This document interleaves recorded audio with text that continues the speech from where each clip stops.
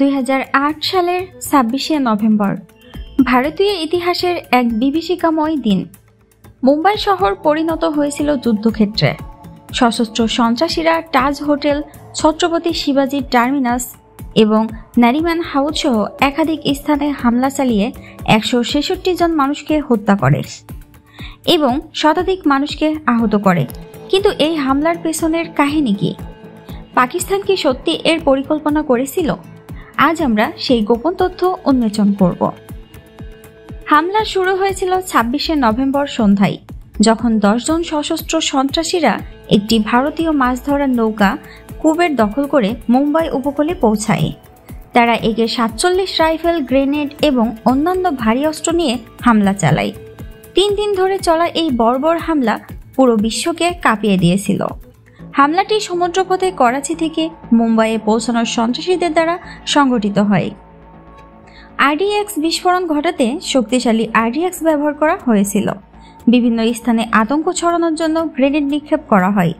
সন্ত্রাসীরা নির্বিচারে গুলি চালাতে আধুনিক AK-47 রাইফেল ব্যবহার করে। ছত্রপতি শিবাজি টার্মিনাসে সন্ত্রাসীরা স্বয়ংক্রিয় রাইফেল দিয়ে নির্বিচারে গুলি চালায়। 58 জন নিহত এবং 100 জনের বেশি আহত হন। ট্রাইডেন্ট ওয়েবার হোটেলে সন্ত্রাসীরা অতিথিদের জিম্মি করে এবং বোমা বিস্ফোরণ ঘটায়। 30 ঘন্টারও বেশি সময় ধরে এখানে সংঘর্ষ চলতে থাকে।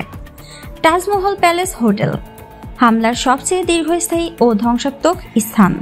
বিস্ফোরণ ও গুলির ফলে এই ঐতিহাসিক হোটেলটি ব্যাপক ক্ষতিগ্রস্ত হয়। নরিম্যান হাউসে ইহুদি সম্প্রদায়ের একটি সাংস্কৃতিক কেন্দ্র ছিল এটি। এখানে জিম্মি করার পর 6 জনকে হত্যা করা হয়। লিওপোল্ড ক্যাফে সন্ত্রাসীরা গ্রেনেড নিক্ষেপ করে এবং গুলি চালিয়ে 10 জনকে হত্যা করে।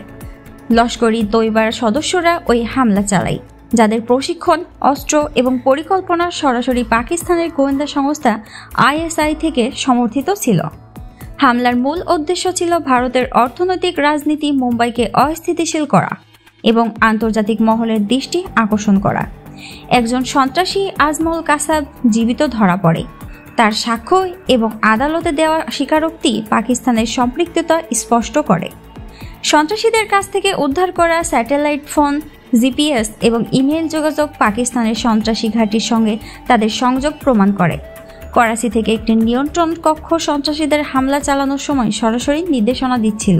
ভারতীয় গোয়েন্দা সংস্থাগুলোর তদন্তে প্রমাণিত হয় যে এই হামলা পরিচালনা করেছিল পাকিস্তানের সন্ত্রাসী সংগঠন লস্কর-ই-তৈবা।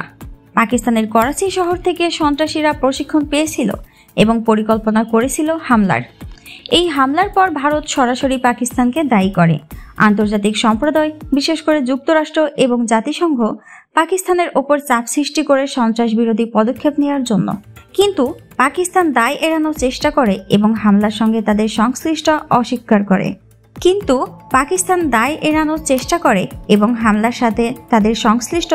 অস্বীকার করে। আজমল কাসাবকে 2012 সালে ফাঁসি দেওয়া হয়। লস্কর-ই-তৈবার বিরুদ্ধে আন্তর্জাতিক নিষেধাজ্ঞা আরোপ করা হয়। তবে হাফিজ সাইদ এবং অন্যান্য পরিকল্পনাকারীরা এখনও যুক্ত এবং পাকিস্তানে বসবাস করছে। মুম্বাই হামলা ছিল শুধু একটি শহরের ওপর আক্রমণ নয়, এটি ছিল সন্ত্রাসের বিরুদ্ধে মানবতার এক কঠিন যুদ্ধ। পাকিস্তানের ভূমিকা এবং সন্ত্রাসীদের প্রশ্রয় দেওয়ারই সত্য বারবার প্রমাণিত হয়েছে। তবে এই হামলার পেছনে ষড়যন্ত্রকারীদের শাস্তি দেওয়া কি আদৌ সম্ভব হয়েছে? প্রশ্ন থেকেই যায়। Report, news protocol.